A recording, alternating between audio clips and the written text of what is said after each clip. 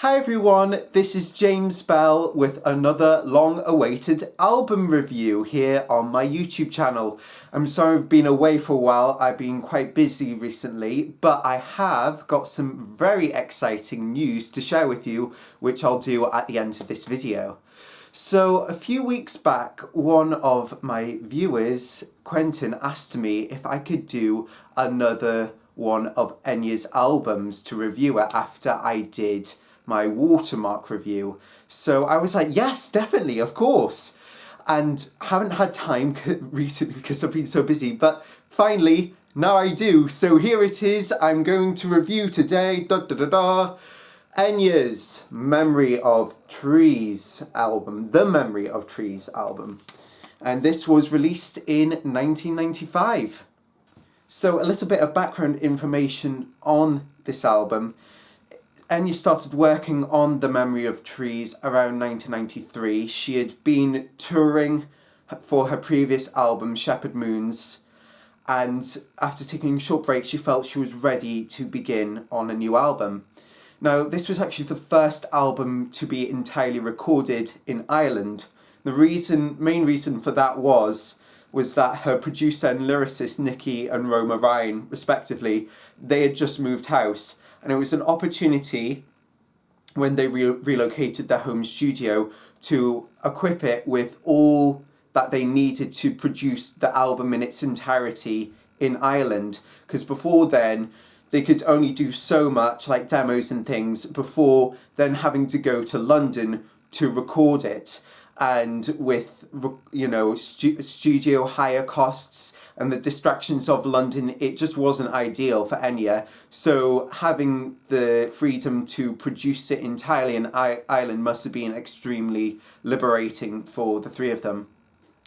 So this is the front cover of the album, and it's very striking. It's instantly recognisable as Enya, if you know her work. And when you look at it, it's Enya sitting on a throne. This is actually based on a painting by Maxfield Parrish called The Young King of the Black Isles, which is in turn based on a folk story of the same name, which is in 1001 Nights. Now, Enya's dress was actually designed by Elizabeth Emanuel, who famously designed Princess Diana's wedding dress in 1981. I was really intrigued actually, not so long ago, I saw a report on Daniel Lopatin, aka One-O-Tricks-Point-Never, and in his home studio he has a picture of this on the wall, and I was like, oh, but I couldn't actually tell if it was the Enya album or if it was the original painting by Maxfield Parrish. But if anyone has any information on that and whether on that picture in Daniel Lopatin's studio, I'd be really interested to know because I found that quite interesting. Hopefully I'll be able to do a review of One-O-Tricks-Point-Never's albums soon. So onto the songs. So the first song on the album is the title track, The Memory of Trees. And when it opens, you just get that wave of calm just kind of wash over you with all those synths. And it's not too dissimilar to the opening track of Watermark. It's got a really similar feel. But this feels a bit more epic. It's got those staccato strings there, and it's just got a bit more epicness to it. So I think that's the main difference between this and Watermark for me, is that sense of epicness within that opening. That trend with the staccato strings continues into the next track, which is Anywhere Is, which was also released as the lead single.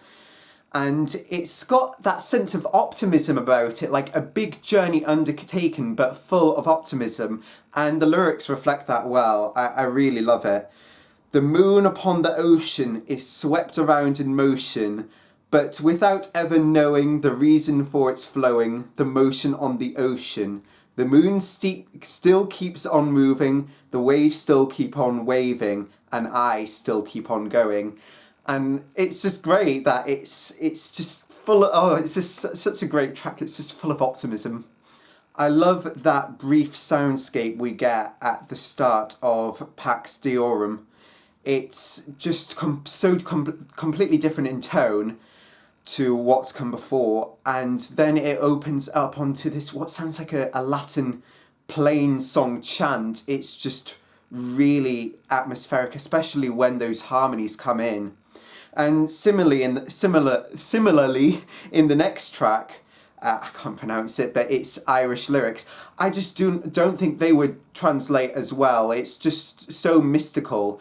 It would not translate as well in English. I think this is what Enya and Roma and Nikki really understood, was that some songs just had to be in a certain language in order to capture the atmos, because in English that kind of song just wouldn't have worked as well. Then we get to the instrumental from Where I Am, which reminds me, it's quite similar to the one on Watermark called Miss Claire Remembers. It's just a really nostalgic, reminiscent piano instrumental, and it's got that kind of on the fade atmos to it, so quite similar. It's a lovely little track. That's probably one of my favourites on the album. Then we get to China Roses, and it's a beautiful folk song with, again, beautiful poetry from Roma. One told me of China Roses, 1,000 nights and one night. See reference to the folk tales again. Earth's last picture, the end of evening, hue of indigo and blue.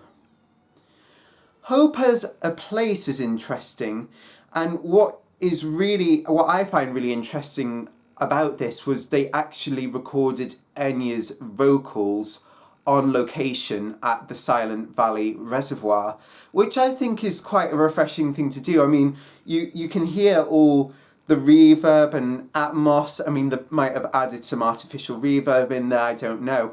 But in a world where in the recording studio so many people are keen to have everything in vocal booths and completely dry, it's nice to be able to record sounds in a kind of real world environment, and that can give it a kind of more, maybe it can give it a bit more integrity because you're actually recording it in a space with real acoustics rather than adding them afterwards artificially.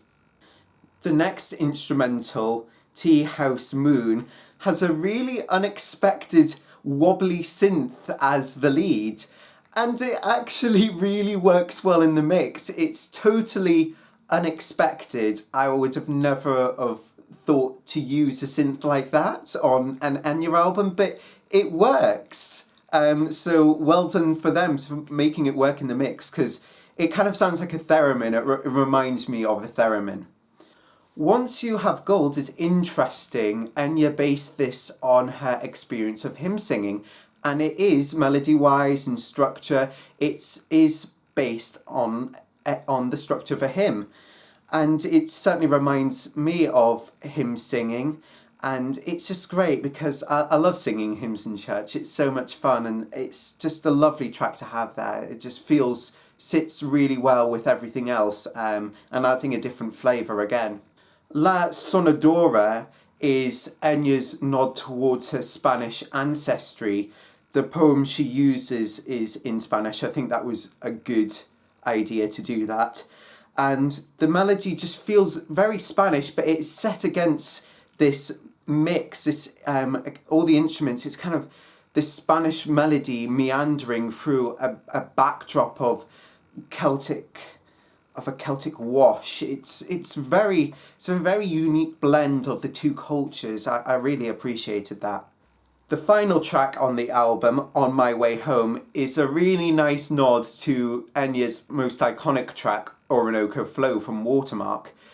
It actually has those harp synth sounds, which are just so familiar, and she actually sampled them from Orinoco Flow. She also used samples from another one of her songs, Book of Days, from Shepherd's Moons too. So it's good that she was able to reference both of those tracks within the final song on the album. So on the whole, I really love Memory of Trees. It's, again, another valiant effort from Enya, Roma and Nikki. I think the front cover is probably the most visually striking of Enya's albums. I just love how she's sitting on the throne draped. And on the back, actually, I forgot to say this before, but the back where she's sort of leaning over and it looks like she's crying, that's actually directly mimicking Maxfield Parrish's painting from the early 20th century. So, yeah, I love it. So that was today's album review. I hope you enjoyed it, and please let me know what you think of the album yourself in the comments below. I would love to hear from you. So now time for news from me. Well, I'm still been working on the Snowglobes soundtrack. Snowglobes is an independent French-speaking film based in Hull. We were filming in late October, early November, and I've been working on the soundtrack. And starting from today, we are doing another fundraising for post-production. So we did try to do some of you may remember, we did try to do one crowdfunding campaign before Christmas. However, that wasn't successful, but we are now starting another one, and I'm advertising it sooner. So to give you a chance to have a look at the film, all the information's on the website. I'll put the link below the video to the website and to the crowdfunding page. So please check it out and please help us, because these projects wouldn't be possible without the kind contributions from people like you. So thank you. My other big news is that I'm now back on the airwaves. So you may remember not so long ago I had a radio show on my university radio station. Well, I've now got a new radio show called Curtain Up on Radio Tyneside. It's broadcasting every Sunday at 7 p.m. British local time, and you can listen to it by going on the website. Or if you live in Newcastle or Gateshead, you can also listen to it on FM. So that's all from me this time here on my YouTube channel, but thank you again for listening to my review, and please support us with the Snowglobes crowdfunding, because we can do with all the help we can get. Thank you. And also keep up to date with all my musical adventures on Facebook, and tune into my new radio show on Radio Tyneside. Thank you everyone, and I'll see you again very soon for another album review or something in the studio. Bye! Don't forget to subscribe to my channel if you enjoyed this review. And why not check out some of my other videos too?